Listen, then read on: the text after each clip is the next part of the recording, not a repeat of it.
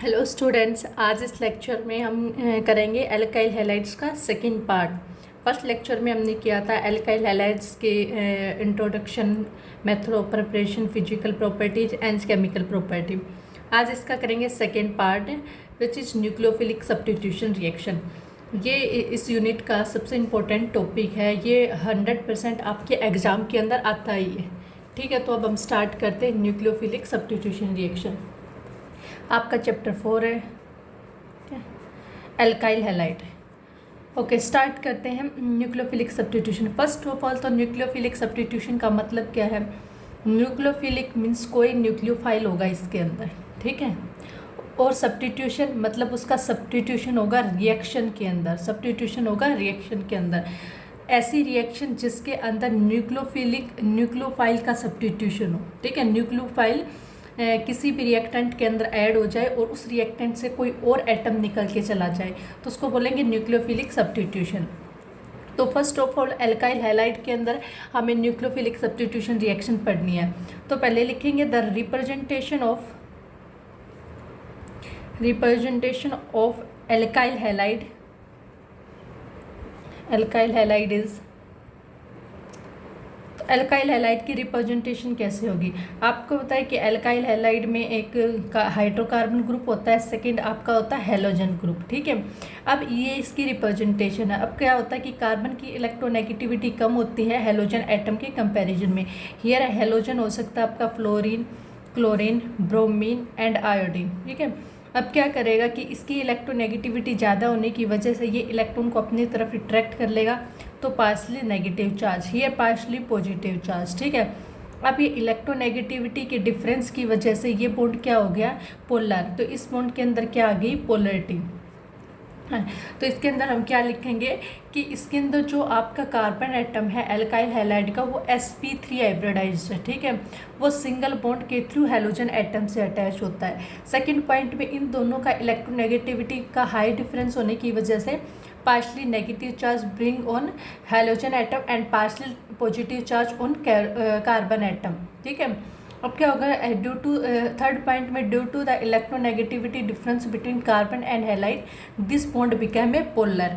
तो इसके अंदर क्या आ जाता है? पोलरिटी का कैरेक्टर आ जाता है, ठीक है। तो ये बॉन्ड कैसा होगा? आपका पोलर। नेक्स्ट पॉइंट के अंदर हम लिखेंगे कि जैसे आपका ये एल्काइल हैलाइड है, for example this is the alkyl halide, again same partially positive charge, partially negative charge. अब बात आती है न्यूक्लियोफाइल सब्स्टिट्यूशन, मतलब कोई न्यूक्लियोफाइल होगा। न्यूक्लियोफाइल क्या होता है? इलेक्ट्रॉन रिच कंपाउंड होता है, ठीक है, जिसके पास lone pair of electron with negative charge, ठीक है। अब ये क्या करेगा? अटैक करेगा एल्काइल हैलाइड के ऊपर। अब ये नेगेटिव चार्ज है, इलेक्ट्रॉन रिच कंपाउंड है, तो किसके ऊपर अटैक करेगा? जिसके पास इलेक्ट्रॉन की कमी है, तो इसके ऊपर अटैक किया। देन क्या हुआ? आर अटैच हो गया न्यूक्लियोफाइल के साथ और आपका x halogen atom with loan pair of electron and negative charge के साथ निकल गया। तो ये क्या हो जाता है? सब्स्टिट्यूटेड प्रोडक्ट आ जाता है आपका। और ये जो यहाँ पे न्यूक्लियोफाइल है, ये होगा आपका स्ट्रॉन्ग न्यूक्लियोफाइल होगा, तभी जाके इसके ऊपर अट्रैक्ट होगा, ठीक है। जैसे फॉर एग्जांपल इसके पास भी टेंडेंसी है इलेक्ट्रॉन को खींचने की, और इसकी अगर ये स्ट्रॉन्ग नहीं होगा तो ये बॉन्ड ईजिली ही ब्रेक नहीं होगा। तो ये nucleophile must be stronger nucleophile, ठीक है। तो halogen atom is readily displace as a halide ion. Next point में जो आपके न्यूक्लियोफाइल्स होंगे वो होंगे this with negative charge and cyanide, negative charge and O, ठीक है। These are the nucleophile. तो इनको बोलेंगे nucleophilic substitution reaction. Alkyl halide है, उसमें क्या किया? हैलाइड आयन को डिस्प्लेस्ड कर दिया है और न्यूक्लियोफाइल आके इसके साथ सब्स्टिट्यूट हो गया, तो इसको बोलेंगे हम न्यूक्लियोफिलिक सब्स्टिट्यूशन रिएक्शन। अब इसके अंदर एक बात और आती है, ठीक है। ये न्यूक्लियोफाइल ने अटैक किया, it must be stronger nucleophile than this, ठीक है। अब बात आती है यहाँ पे जो आपका एल्काइल हैलाइड है वो आपका फ्लोरीन भी हो सकता है, क्लोरीन भी हो सकता है, आयोडीन भी, ब्रोमीन भी हो सकता है एंड आयोडीन भी हो सकता है, ठीक है। मतलब इसको हम क्या बोलेंगे, जो हैलाइड आयन है वो निकल जाता है, तो इसको आप क्या बोलोगे, लीविंग ग्रुप, कि लीव कर जाता है रिएक्शन के अंदर से, तो लीविंग ग्रुप। अब बात आती है, यहाँ पे मैंने जर्नल लिखा था एल्काइल हैलाइड। अगर आपका मैं एल्काइल हैलाइड फ्लोरीन वाला लूँ, क्लोरीन वाला लूँ, ब्रोमीन वाला लूँ या आयोडीन वाला, तो उसके अंदर डिफरेंस क्या है, तो रेट ऑफ सब्स्टिट्यूशन किसके अंदर हाईएस्ट होगी। फर्स्ट ऑफ ऑल तो बॉन्ड की स्ट्रेंथ देखेंगे, आप देखोगे कि यहाँ पे जो आप कार्बन का फ्लोरीन के साथ बॉन्ड है वो स्ट्रॉन्ग बॉन्ड है, क्योंकि फ्लोरीन का जो साइज होता है स्मॉल होता है और comparable with carbon as compare to iodine and carbon, ठीक है। तो सबसे ज़्यादा स्ट्रॉन्ग बॉन्ड दिस, देन ये अकॉर्डिंग टू अरेंज किया है इनकी बॉन्ड स्ट्रेंथ के अकॉर्डिंग, ठीक है। ये आ गया आयोडीन, ठीक है। अब जैसे फ्लोरीन के बाद क्लोरीन है, उसके बाद ब्रोमीन और उसके बाद आयोडीन, तो साइज बड़ा होता जाता है, ठीक है। जितना साइज बड़ा होगा बॉन्ड की स्ट्रेंथ उतनी ही कम होगी। तो इस सबसे ज़्यादा स्ट्रोंगेस्ट बॉन्ड स्ट्रेंथ है, स्ट्रोंगेस्ट बॉन्ड स्ट्रेंथ, ठीक है, ये है। और यहाँ पे compare to these weak bond strength, तो जो कार्बन आयोडीन का बॉन्ड है वीक बॉन्ड स्ट्रेंथ वाला है, क्योंकि इनके जो बीच की जो डिस्टेंट है बॉन्ड लेंथ लॉन्ग है, किस वजह से, आयोडीन का साइज बड़ा होने की वजह से। अब बात आती है कि जो आपका लीविंग ग्रुप है, जो कि आपका एल्काइल ग्रुप के साथ अटैच्ड है, वो जिस बॉन्ड के थ्रू अटैच्ड है ना, वो वीक बॉन्ड होना चाहिए, क्योंकि लीविंग ग्रुप को क्या करना है, लीव करना है, छोड़ना है। तो इसको लीव करना है तो ये बॉन्ड वीक होना चाहिए। तो वीक बॉन्ड कौन सा होगा, आयोडीन वाला। तो आप इसके अंदर लिखोगे इसके अंदर आप लिखोगे कि जो CI का बॉन्ड है, कार्बन आयोडीन का बॉन्ड है, वो जो बॉन्ड लेंथ है वो लॉन्ग है। इसका मतलब ये बॉन्ड लेंथ लॉन्ग होने का मतलब है वो बॉन्ड स्ट्रेंथ वीक है। बॉन्ड स्ट्रेंथ वीक है, इसका मतलब वो ईजिली ब्रेक हो जाएगा compare to carbon fluorine bond, तो ईजिली ब्रेक, ठीक है।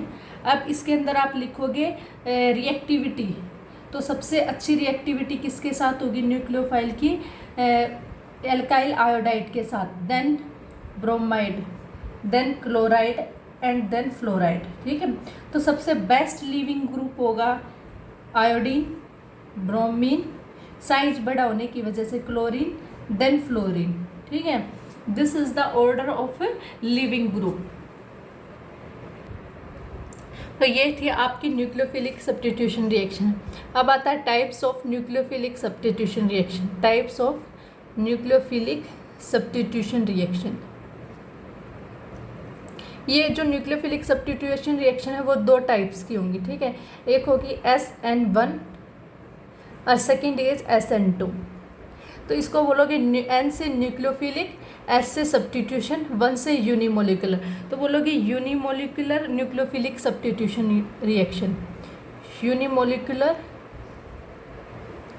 Nucleophilic substitution reaction. 2 से बाईमोलिकुलर, तो bimolecular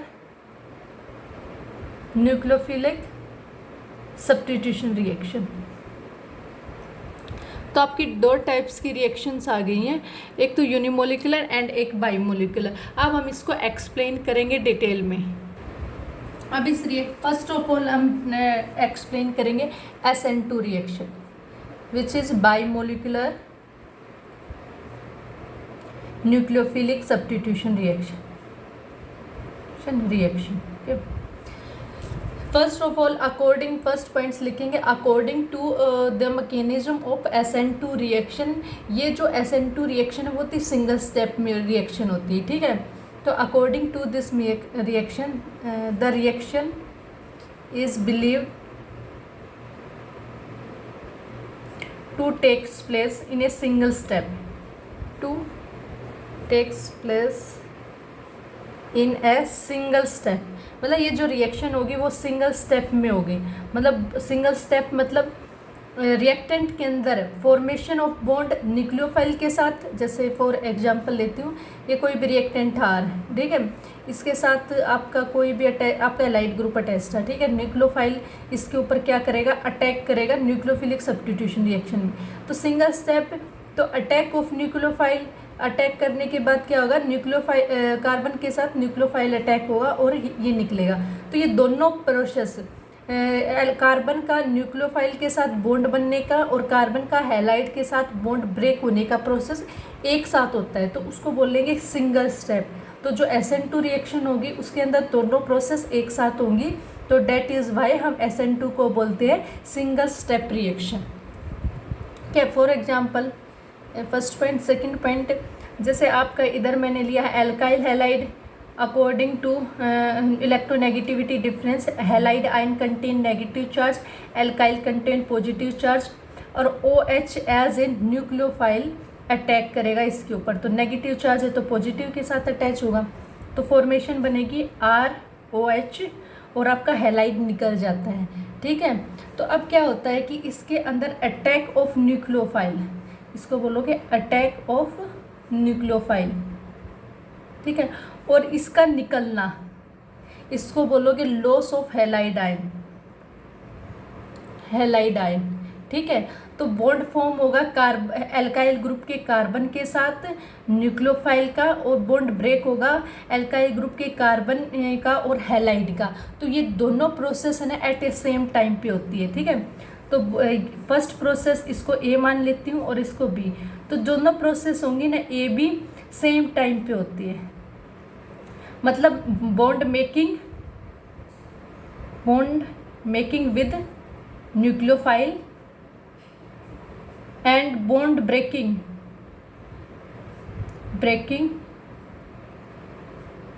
with halide ion takes place at a same time. ठीक है, दोनों प्रोसेस एक ही टाइम पे होती हैं और एक ही ट्रांजिशन स्टेट में होगी, तो इस वजह से हम इसको बोलेंगे सिंगल स्टेप SN2 रिएक्शन। अब बात आती है इसके अंदर बात आती है कि रेट ऑफ रिएक्शन किसके ऊपर डिपेंड करेगी। अब rate of reaction bond making भी हो रहा है और बॉन्ड ब्रेकिंग भी हो रहा है, तो rate of reaction is equal to K constant, depend करेगी concentration of this halide ion, क्योंकि बॉन्ड ब्रेक हो रहा है और उसके साथ ही अटैक हो रहा है न्यूक्लियोफाइल का, तो OH नेगेटिव आयन। ठीक है, तो यहाँ पे जो रेट ऑफ रिएक्शन है दोनों के ऊपर डिपेंड कर रही है, रिएक्टेंट के ऊपर भी और न्यूक्लियोफाइल के ऊपर भी। ठीक है, दोनों, इसी वजह से इसको ये फॉलो करेगी सेकेंड ऑर्डर काइनेटिक्स रिएक्शन, इसी वजह से इसको बोला गया है बाइमोलिक्यूलर न्यूक्लियोफिलिक सब्स्टिट्यूशन रिएक्शन। ठीक है, तो इसके अंदर लिखेंगे the rate of reaction depend on both concentration of reactant and nucleophile. ठीक है, दोनों के ऊपर डिपेंड करेंगे, hence it is called second order kinetics reaction, second order kinetics reaction, और that is why called bimolecular nucleophilic substitution reaction. अब हम करते हैं इसका मैकेनिज्म। ठीक है, मैकेनिज्म में इधर लिया है मैंने CH3Br। ठीक है, इसकी रिएक्शन करवाई है न्यूक्लियोफाइल OH से, loan pair of electron with negative charge. ठीक है, देन फॉर्मेशन ऑफ आपका हुआ है CH3OH और आपका हैलाइड आयन निकल गया है। ठीक है, अब इसका मैकेनिज्म करना है SN2 मैकेनिज्म।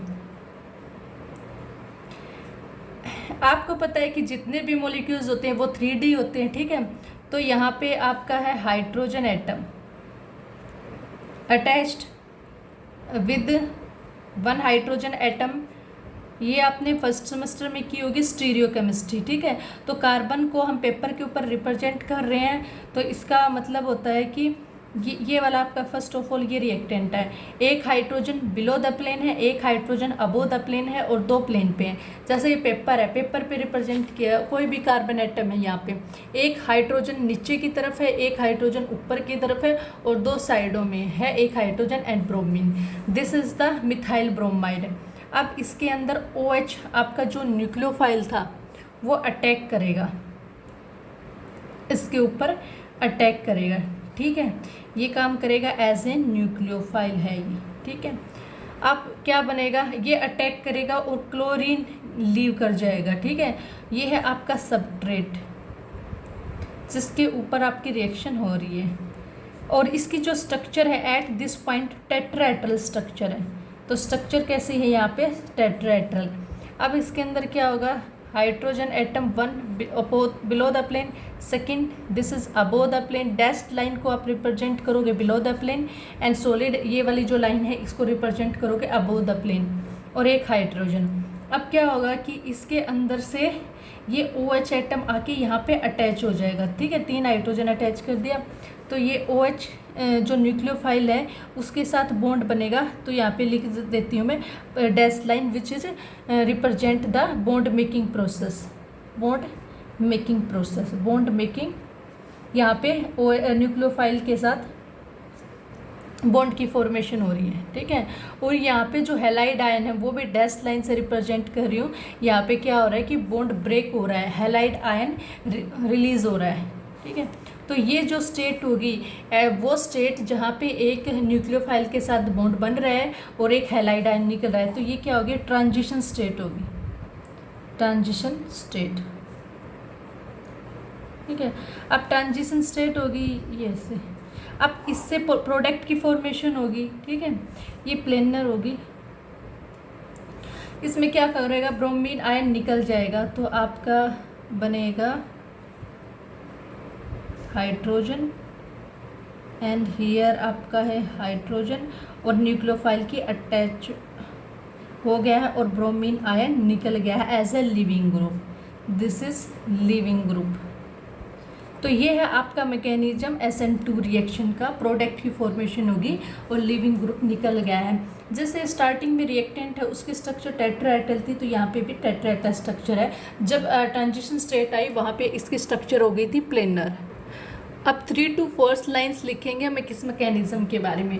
फर्स्ट लाइन इसके अंदर लिखेंगे कि मिथाइल ब्रोमाइड जो कि आपका एक सबस्ट्रेट है, उसके अंदर आपका OH ग्रुप जो कि एक स्ट्रॉन्ग न्यूक्लियोफाइल है वो बैक साइड से अटैक करेगा। बैक साइड मतलब जो लिविंग ग्रुप के अपोजिट में है, लिविंग ग्रुप के अपोजिट साइड से अटैक करेगा। ठीक है, सेकंड के अंदर लिखेंगे कि एक ऐसी ट्रांजिशन स्टेट आई है जहाँ पे न्यूक्लियोफाइल ने कार्बन के साथ बॉन्ड बनाया है, उसको बोलेंगे partially bond making process, partially bond.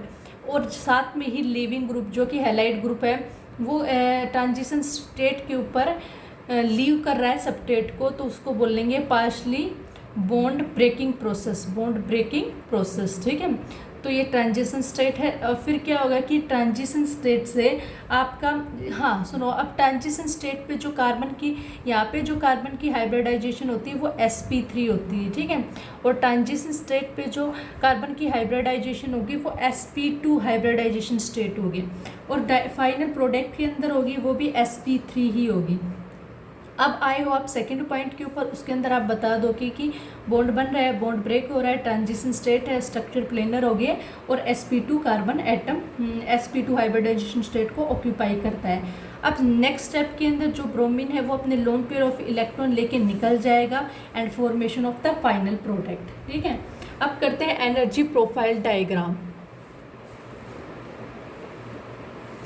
Energy profile diagram,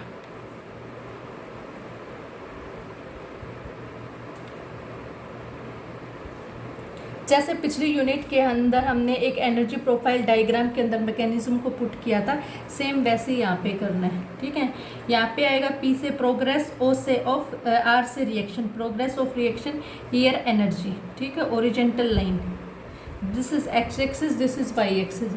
अब ये रिएक्शन हो रही है सिंगल स्टेप के अंदर, तो यहाँ पे ऐसे आपका यहाँ पे रिएक्टेंट है, रिएक्टेंट है आपका मिथाइल ब्रोमाइड, और अटैक करेगा आपका nucleophilic reagent. Then transition state, यहाँ पे लो एनर्जी है क्योंकि दोनों मॉलिक्यूल स्टेबल हैं। अब रिएक्शन करने के बाद यहाँ पे आएगी ट्रांजिशन स्टेट। ट्रांजिशन स्टेट पे क्या था, यहाँ पे था हाइड्रोजन, हाइड्रोजन और हियर हाइड्रोजन, यहाँ पे bond breaking with halide, bond formation with died. ठीक है, ये हो जाती है एक्टिवेशन एनर्जी। ठीक है, अब क्या होगा, यहाँ से लीव कर जाएगा, यहाँ पे आपका आएगा CH3OH मिथाइल एल्कोहल और ब्रोमीन आयन रिलीज हो जाएगा। ठीक है, this is the energy profile diagram of SN2 reaction. Reactant है, एक्टिवेशन एनर्जी हाई हो जाती है क्योंकि यहाँ पे इंस्टेबल होता है, अनस्टेबल होने की वजह से हाई एनर्जी होगी। देन ब्रोमीन आयन निकल जाएगा तो स्टेबिलिटी को गेन करेगा and formation of the product takes place. अब सेकेंड इसके अंदर एक बात आई है कि जब आपका रिएक्टेंट के अंदर इसने बोला था कि ब्रोमीन आयन के बैक साइड से अटैक होता है हाइड्रोक्साइड आयंस का, न्यूक्लियोफाइल का। तो अब हम करते हैं इसकी स्टीरियोकेमिस्ट्री।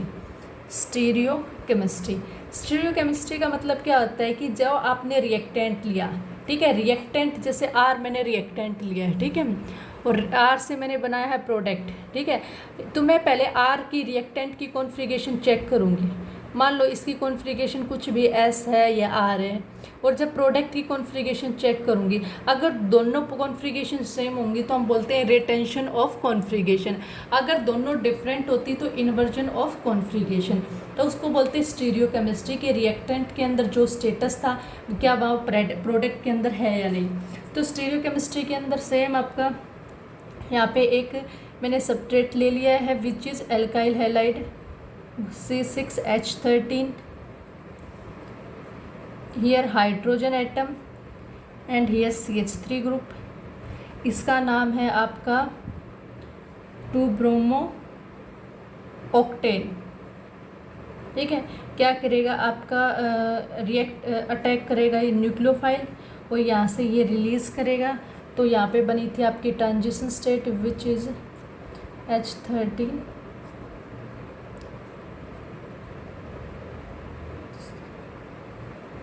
This OH। ठीक है, देन फॉर्मेशन ऑफ, यहाँ से Br निकल जाएगा, then formation of C6H13 above the plane and CH3, और यहाँ पे OH आ जाता है जो इसका नाम होगा वो +2 ऑक्टेनॉल। ठीक है, अब बात आती है यहाँ पे जो आपका न्यूक्लियोफाइल था OH नेगेटिव आयन ने अटैक कहाँ से किया, बैक साइड से अटैक किया है। ठीक है, किसके बैक साइड से, लिविंग ग्रुप के बैक साइड से अटैक किया है। ठीक है, तो इसके अंदर हम फर्स्ट पॉइंट लिखेंगे कि इन SN2 मैकेनिज्म, ठीक है, इन SN2 मैकेनिज्म न्यूक्लियोफाइल अटैक करेगा सबस्ट्रेट के ऊपर ऑन बैक साइड्स। ठीक है, तो बैक साइड से अटैक करने की वजह से जो रिएक्टेंट की कॉन्फ़िगरेशन है यहाँ पे वो डिफरेंट है प्रोडक्ट की कॉन्फ़िगरेशन से। ठीक है, the reactant and product have opposite configuration. आगे हम पढ़ेंगे कि ये बैक साइड से अटैक क्यों करता है। तो क्या हो गया, रिएक्टेंट की कॉन्फ़िगरेशन प्रोडक्ट से अपोजिट है। ठीक है, तो ऐसी कॉन्फ़िगरेशन जिसमें रिएक्टेंट की कॉन्फ़िगरेशन प्रोडक्ट की कॉन्फ़िगरेशन से अपोजिट हो उसको बोलेंगे इन्वर्जन ऑफ कॉन्फ़िगरेशन। ठीक है, तो इसको एक नाम दे दिया गया है इन्वर्जन ऑफ कॉन्फ़िगरेशन। मतलब जो रिएक्टेंट की कॉन्फ़िगरेशन है वो प्रोडक्ट की कॉन्फ़िगरेशन नहीं है, किस वजह से, बैक साइड अटैक करने की वजह से। This is the stereochemistry of SN2 reaction. अब हम करेंगे फैक्टर इन्फ्लुएंसिंग।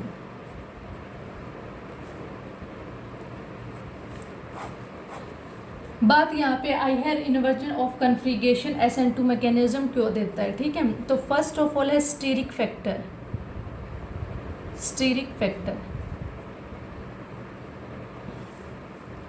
इसमें क्या था कि जैसे हम पहले वाले एग्जाम्पल के अंदर आपका क्या था कि जैसे इस टाइप से यहाँ पे CH3 ग्रुप अटैच्ड था, सॉरी C6H13 ग्रुप अटैच था, यहाँ पे CH3, यहाँ पे Br और यहाँ पे हाइड्रोजन। ठीक है, ऐसे तो OH को अटैक करना था इसके ऊपर। अब इसने बैक साइड से अटैक क्यों किया, देखो जो ट्रांजिशन स्टेट के अंदर bond making and bond breaking दोनों प्रोसेस एक साथ होगी, और जब ट्रांजिशन स्टेट बनती है तो किस टाइप की ट्रांजिशन स्टेट बनेगी, यहाँ से Br, मतलब जो आपका कार्बन एटम होगा वो 5 बॉन्डेड होगा। यहाँ पे 4 बॉन्ड की फॉर्मेशन थी, यहाँ पे हाइड्रोजन भी होगा और OH ग्रुप भी आ जाएगा।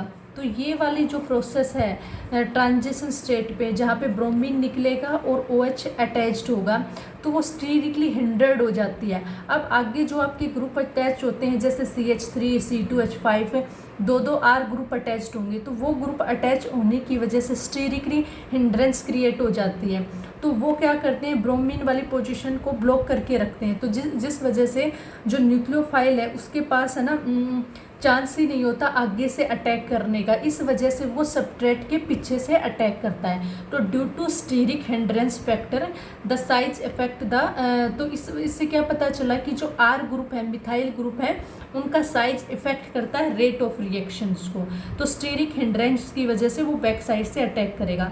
तो first point is the size effect the rate of reaction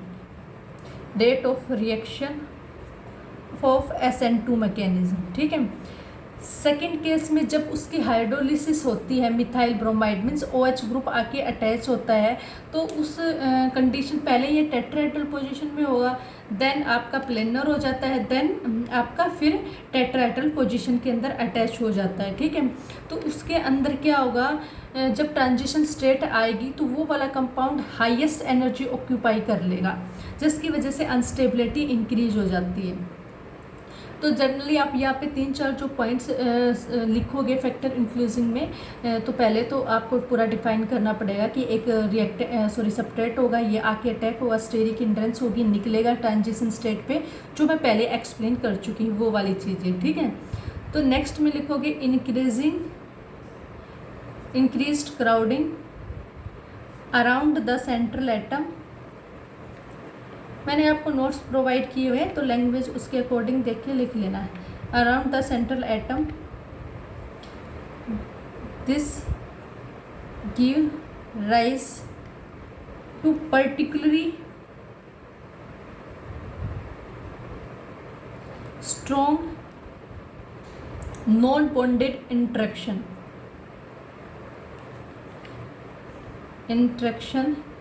in the transition state, because presence of 5 group attached,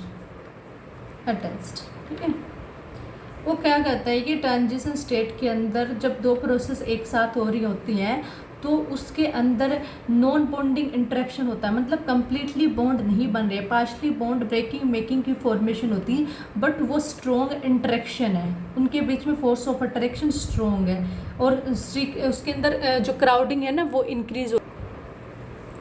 तो थर्ड पॉइंट इसके अंदर बताओगे, अगर स्टेरिक हिंड्रेंस बढ़ती जाएगी तो जो रेट ऑफ रिएक्शन है वो स्लो हो जाएगी। तो अकॉर्डिंग टू दिस, जो मिथाइल हैलाइड है, मिथाइल हैलाइड के ऊपर क्या होगा, rate of reaction SN2 fast होगी, then primary, then secondary, then tertiary, क्योंकि टर्सरी के अंदर स्टीरिक हिंड्रेंस ज़्यादा होती है और वो उसको पोजीशन को क्राउडिंग करके रखते हैं, ठीक है। तो ये है rate of reaction slow down according to इस ऑर्डर, ठीक है। रेट ऑफ रिएक्शन आपकी स्लो डाउन हो जाएगी, स्लो डाउन। नेक्स्ट पॉइंट में चलते हैं, फोर्थ पॉइंट, सॉरी ये this is the first factor which is steric index. Second factor is nature of the halogen bond, वो मैं आपको पहले भी बता चुकी हूँ, नेचर ऑफ हैलोजन बॉन्ड, ठीक है।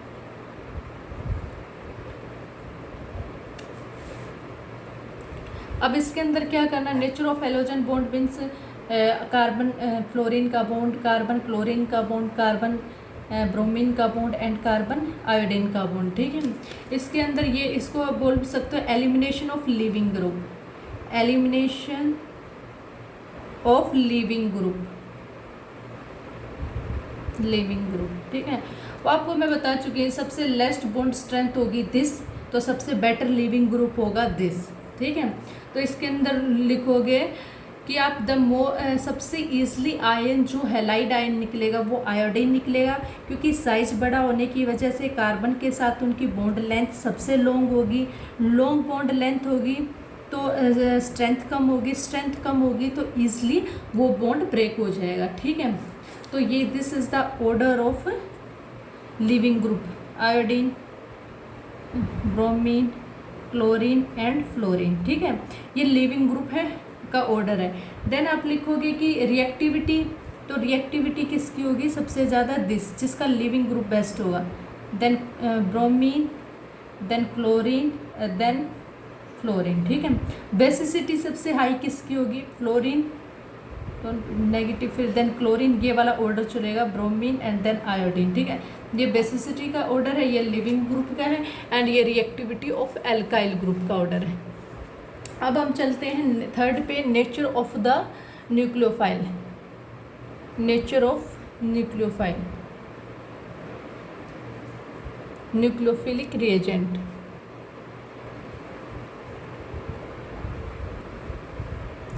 अब नेचर ऑफ न्यूक्लियोफिलिक रिएजेंट में है, तो जो SN2 रिएक्शन के अंदर जो आपका न्यूक्लियोफाइलिक रिएजेंट यूज़ होगा वो स्ट्रॉन्ग न्यूक्लियोफाइल होना चाहिए, स्ट्रॉन्ग न्यूक्लियोफाइल, ठीक है। तो ऑर्डर ऑफ, आप यहाँ पे ऑर्डर लिख रही हूँ मैं न्यूक्लियोफाइल का, तो सबसे strong cyanide, then this OH, मतलब जितना ज़्यादा स्ट्रॉन्ग न्यूक्लियोफाइल होगा उतना ही ज़्यादा रेट ऑफ रिएक्शन हाई होगी, H2O, ठीक है। This is the nucleophilic order of nucleophilic reagent. Fourth आता है नेचर ऑफ सोलवेंट, कि जो रिएक्शन हो रही है वो किस सोलवेंट की प्रेजेंस में हो रही है, मीन्स वो सोलवेंट पोलर है या नॉन पोलर है। तो नेचर ऑफ सोलवेंट, तो सोलवेंट दो टाइप का है, नॉन पोलर एंड पोलर, ठीक है। जो आपकी रिएक्शन के SN2 मैकेनिज्म के अंदर जो ट्रांजिशन स्टेट है वो लेस पोलर है, ठीक है, कंपेयर टू रिएक्टेंट के, ठीक है।